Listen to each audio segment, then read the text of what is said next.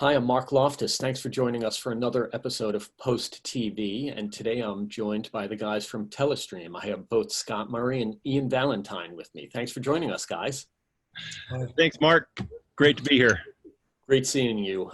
Unique circumstances this year, with NAB taking a break, but it's good to catch up with everybody. And I know you guys have quite a bit of news. I tuned in earlier in the week. I heard a little bit about your announcements.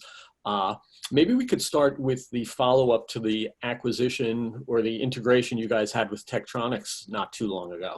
Certainly. Well, I start there. And yeah, about a year ago, we acquired Tech Video. Tech Video was a piece of the big Tektronix group. And so Tech Video was a portion that was focused on test and measurement specifically for video within the Tektronix world. And so that was carved out of Tektronix. And so it's been brought into the fold of Telestream because there's quite a bit of synergy.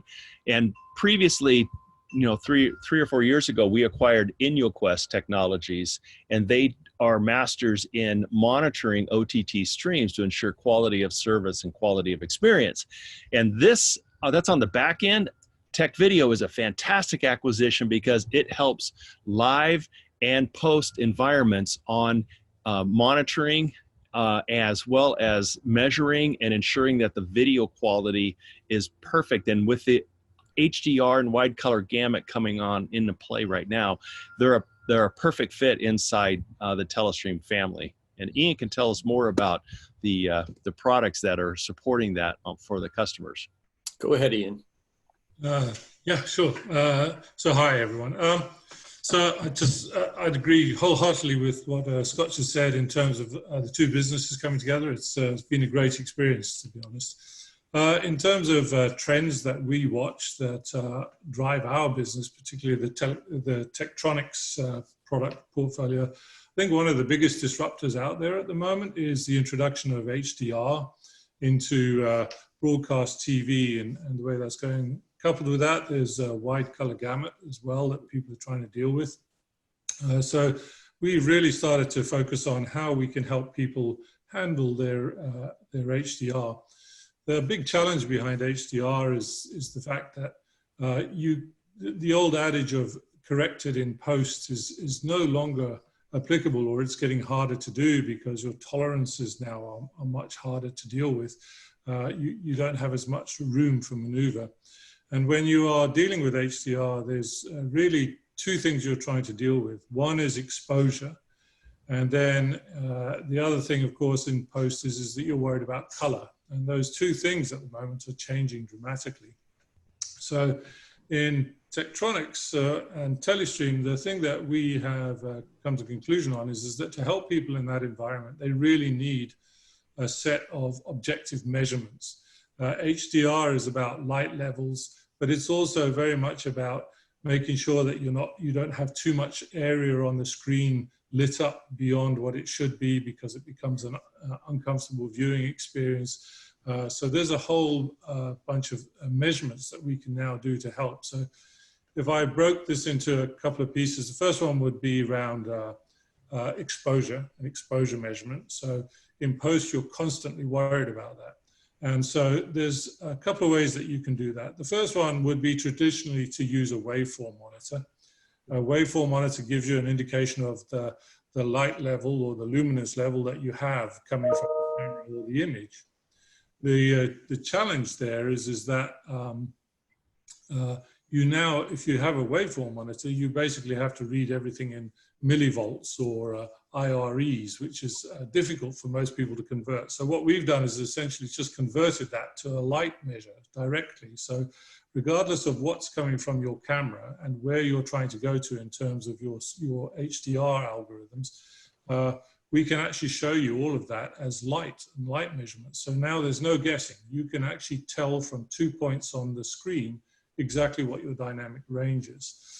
But actually, for some people, trying to interpret what's happening on a waveform monitor is difficult. So the thing that we can now do is we can take the image and we can actually false color your image for you to show you what is the lightest parts of the screen, which are the darkest parts of the screen.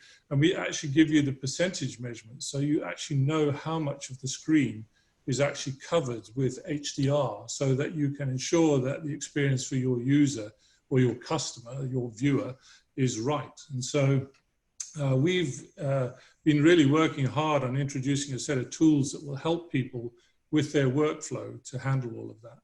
And those are tools that can be involved in the workflow on the production side and on the post-production side. Yeah, very much so. It's both the production and the post-production side. And the nice thing is that because all the tools are measuring things that people are used to talking about, actually your post-production people can talk very easily to your production people about, well, in the future, if you did this for me, it would really help out.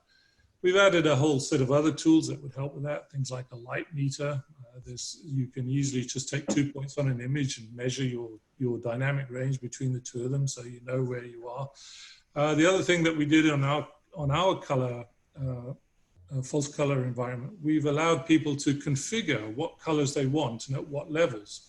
So traditionally what would happen is people will set them at, say, the 203 nits for their whites, they'll set it for their grays, and they'll set it for some of the HDR levels.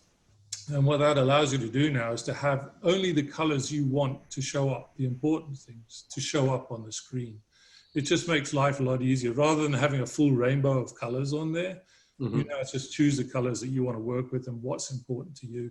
Makes life a lot easier, really. Gotcha. What are some of those tools that are available product name-wise? So all of these are displays on our Prism product. We introduced Prism a little while ago, actually in advance of the IP transition, you know, everyone moving from SDI to IP. But as part of that transition, we also realized that the other massive disruptor was HDR. And so we've added all of those tools onto the Prism product. So Prism itself has a set of options, and one of those options is for production. And in that, we cover all these tools. So there's a stop display, there's light meters, and there's all your false color HDR measurements. And if I can pile on there, the product that's complementary too for the post environment is Vantage. And Vantage now supports all the major HDR formats. So HLG, HDR10, HDR10 Plus, and we just got certified for Dolby Vision.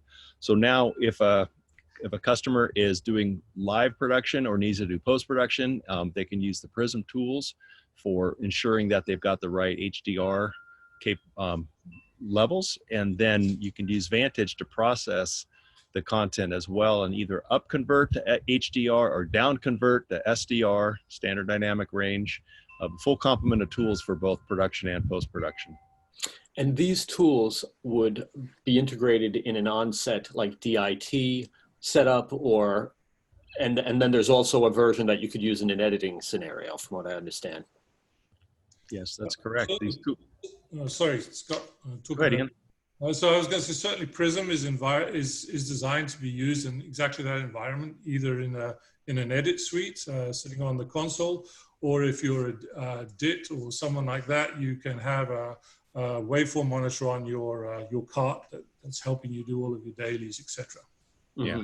In fact, the Super Bowl, as we were talking about at the press event that we had last February Super Bowl, that was done in HDR by Fox Sports, and Vantage with HDR capabilities was able to bring in 50-year-old Hank Stram footage and up converted into HDR for integration into that production. And they had prisms as well to be able to handle the levels of the live event. So it was a great, that's why we say this marriage is so great, is because they were so complementary between the product portfolios. So you guys have a bunch of things going on the week of NAB, even if it's in a virtual scenario online. What do you guys have lined up?